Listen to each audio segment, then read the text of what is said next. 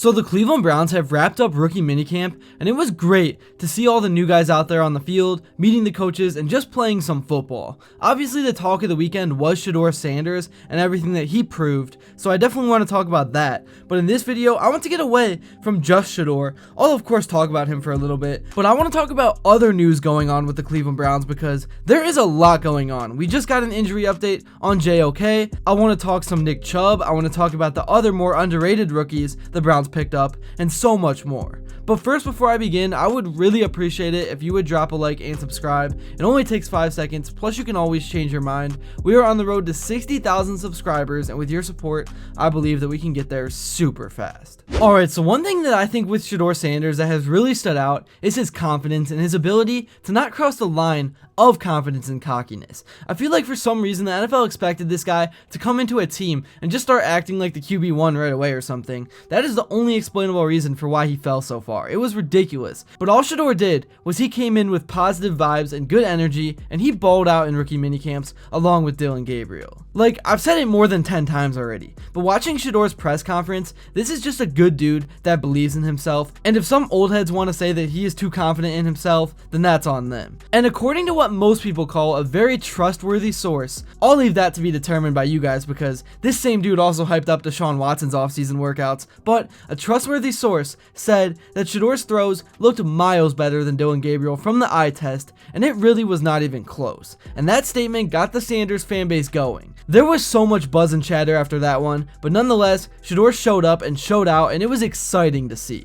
Alright, now switching subjects, let's move on to the main and most important news yesterday that the Browns released on their official social media page, updating us all on the JOK injury situation. He of course went down and had that very scary neck injury that really could have been life-threatening. At the time it happened, I thought that he would probably never play football again. Here's what JOK himself said that was released by the Browns. To the Cleveland fanbase and my supporters worldwide, thank you for your patience and my silence. From day one, you embraced me as more than a player, but also a brother and your man with purpose. I'm grateful to the Browns organization for their full support and to the world-class doctors guiding me through recovery. While I won't suit up this season, I'm focused on what I can control, my healing, my mindset, and my faith. The body may rest, but the calling never sleeps. I've given my heart to this game. I don't know what's next, but I'll continue trusting my medical team, serving the community, and backing my brothers on the field. Love always. It's great to see him in good spirits. It definitely sucks what happened, and he is just a huge loss, and it's just a brutal part of the sport of football.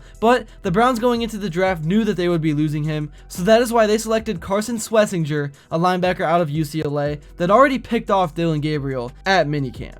Anyways, more news going on is that just as of like 24 hours ago, the Browns signed safety Rashawn Jenkins and safety Damontae Kazee and made a few other roster moves as well, and Kazee is a guy that very well could be a stud. And now moving on, let's talk about a guy that I really have wanted to cover and dive into, but just have not really had a full chance to, and that is Fannon, the Bowling Green tight end that I think was an absolute steal. The litany of Mid-American Conference football players who have gone on to have success in the NFL is not a short one. Some of the Browns' biggest tormentors and a couple of their biggest stars over the years have come from the Ohio/Michigan-centric league.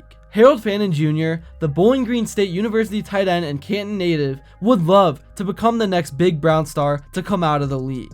I think my ceiling is high, Fannon said during the Browns rookie minicamp. I mean, I'm going to keep obviously being coachable, just keep learning, that's really it. Just keep taking everything in and just keep wanting to grow, really. So I think I got a high ceiling. Fannon was one of the 8 players out of 47 the Browns had in for rookie minicamp who came from MAC schools. That includes Akron punter Avery Brook and Kent State wide receiver Luke Floria. Book and Floria were amongst 6 MAC products who were tryout players, although Floria was signed to a contract at the end of rookie minicamp. Defensive tackle Ralph Holley, a Western Michigan product, was signed to a reserve futures contract in January.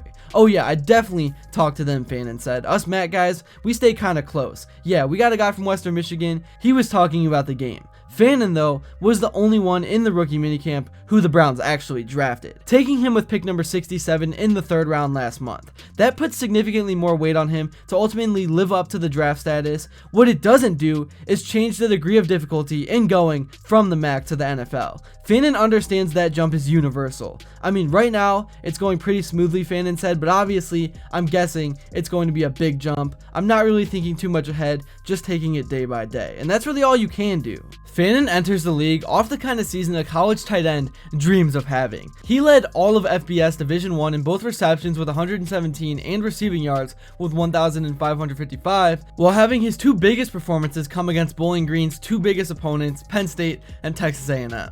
That came in just his 3rd season playing tight end full-time. Although Fannon was an offensive playmaker in high school, at Canton McKinley, he was an All-Ohioan as a safety as a senior. Yeah, I mean, I always played a little bit of offense in high school, Fannon said. So then my clips or whatever from high school, my coach really liked them, thought I can put on a few more pounds, and it definitely helped me translate because playing safety and tight end, I pretty much ended up playing against a lot of safety, so I kind of got a good feel of what to do whenever I'm playing against them.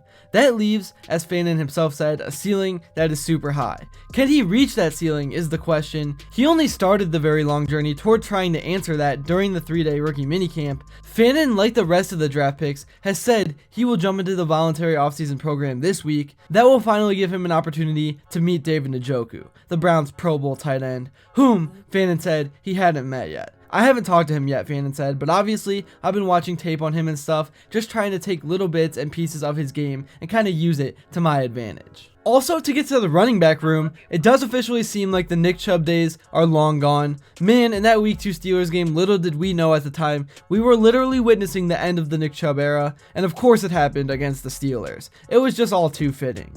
You will never find a player that just shows up, gets to work, causes no problems, and leads by example like Chubb. But now his playing days in a Cleveland uniform are over, and Quinshon, Judkins, and Dillon Sampson are set to take over the backfield with Jerome Ford. And I mean, these 3 together are really going to be solid behind the O-line the Browns have. It's like a 1-2-3 punch, and with Kebin Stefanski retaking over the play calling duties and what the quarterback situation is right now, I assume that the Browns are going to get back to their roots and are going to be a run-heavy team, and they're going to create play action opportunities out of the running game. Before I end things off, let's take a look into what things sounded like during the Browns rookie minicamp with the mic'd up video that was released. Hey, here we go, Herbie! All right, here we go. Here we go. Here we go.